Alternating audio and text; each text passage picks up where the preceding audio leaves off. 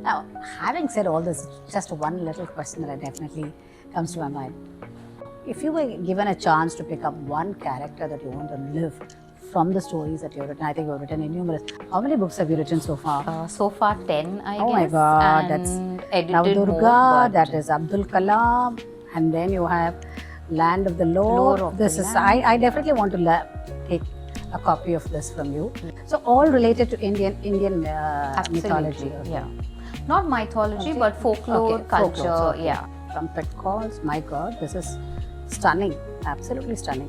I think this should help me answer your question as well. The Boy with 100 Questions. It's basically a book that helps children or even teenagers especially grapple with the questions or doubts that they have with regard to the idea of faith or belief. Okay. It's not a book that really says you should believe, because it talks about various faith systems, around 11 of them, and various faith concepts. Everything right Hinduism. from animism, Zoroastrianism, Hinduism, Sikhism, Baha'i, all of it. Okay.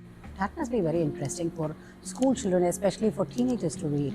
Yes. Today I find that the teenagers, when we talk about certain faith or certain things, they don't want to get into that, and they say it's all something that we don't want to follow. Going back to the question that I asked again, which is one character that you want to relive? Yeah, so that would be Shunya, who is the main character. Oh. He's the boy who asks 100 questions. And I like the name Shunya. right, Okay. exactly. So I think the whole character is very much like me. He is curious, he asks questions, he learns by asking questions. Did you have anything like that when you were a kid, when you were growing up? Yeah, You definitely. did. I think all That's of how us. it's all yeah, of us. Huh? Yeah. But how did you satiate that? Ask questions.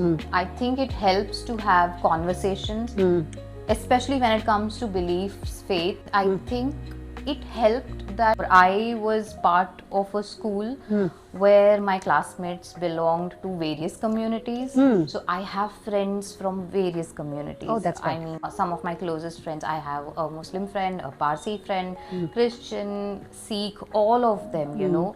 I think it helps you grow because it gives you an understanding of the worldview and who we are as a people, who we are as Indians. Yeah, I think conversations with my friends, with family, asking difficult questions to even grandparents, it really helps. Sometimes they know the answer, sometimes they don't know the answer, but it helps because it makes them think. It also makes you find answers at a later stage in life. Yeah. But have you ever had a confrontation of ideology these when you were looking at them? Not really, except probably with a few people or relatives, because I think faith is something that happens in phases. Yes. And someone who believes needn't believe after, say, a Correct. year or two, and a non-believer can suddenly start believing because of a particular incident that has or trigger. So confrontation, in the sense, it would be things like you shouldn't go into a temple if you have your periods or something like that, and I wouldn't really agree, because the logic would be, well, if we are worshipping a goddess and she's also a woman, then logically she would also, you know, be like us, right? So these are very difficult and complex questions, you know. So then, of course, when you grow up, I mean, when I grew up, I figured out that there is a temple called Kamakhya in Assam. As a child, I didn't know about it. But then when you grow up, and then it makes sense. Oh, okay, see, you know, this is there in our country. So it is not something new. I think we all need to have this kind of inquisitive mind. When we have that, when we start satiating one question after the other, that's where the tranquility comes in us, and acceptance also comes in us in a beautiful manner. Now, given this kind of so much of a treasure that you have built in, how do you think we can take it forward as the future of this? Because today I find that it is a jet age. More than information, it's all about technology. Click of a button, I want everything. Yeah. So where do you take the younger generation to, and what would be your way of thinking? I find that children are losing their treasure like this. So how do you think we can reach out to the public?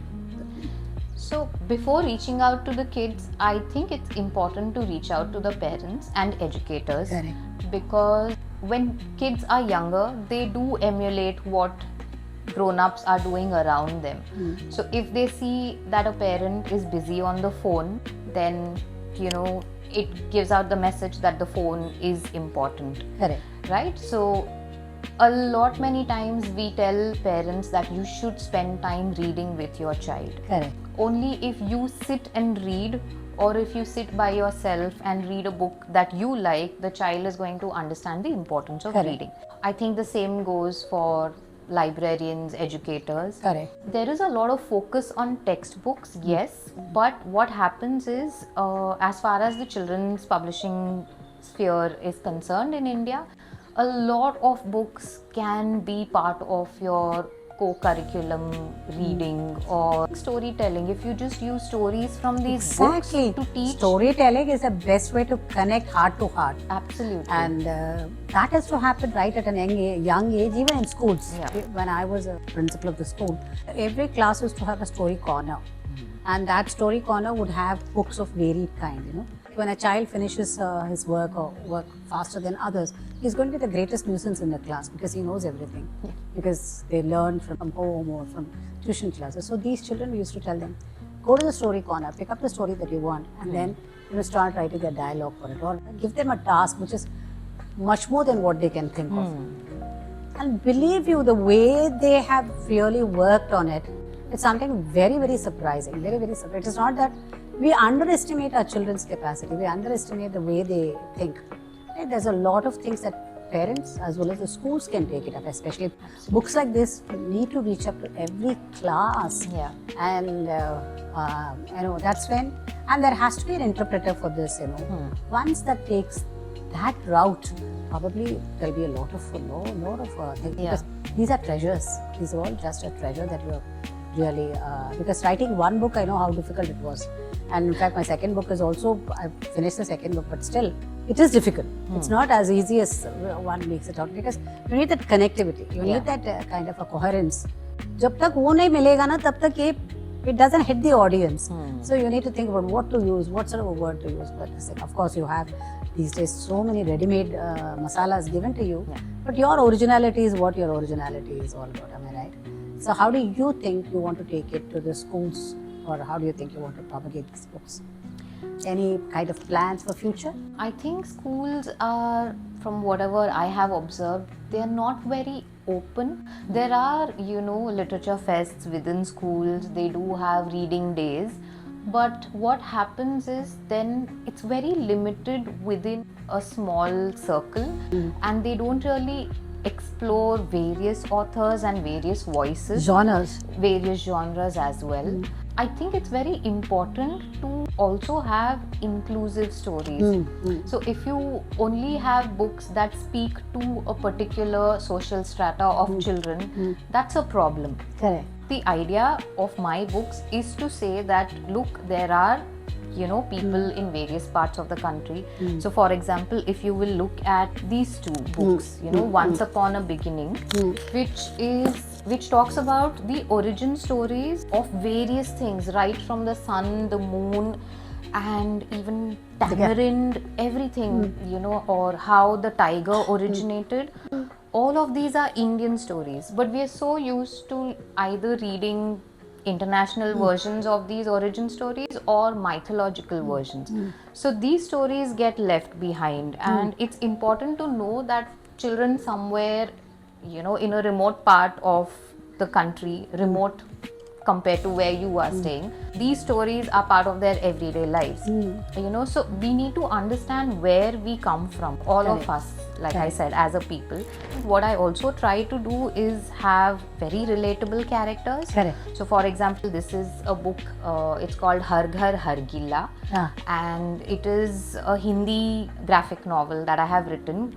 It follows the journey of these three girls, and each of them comes from a different kind of family. So one lives alone with her grandmother, the other is a rag picker. All of them are going to the same school. I'm not sure we see that often today. There is this class divide, unfortunately.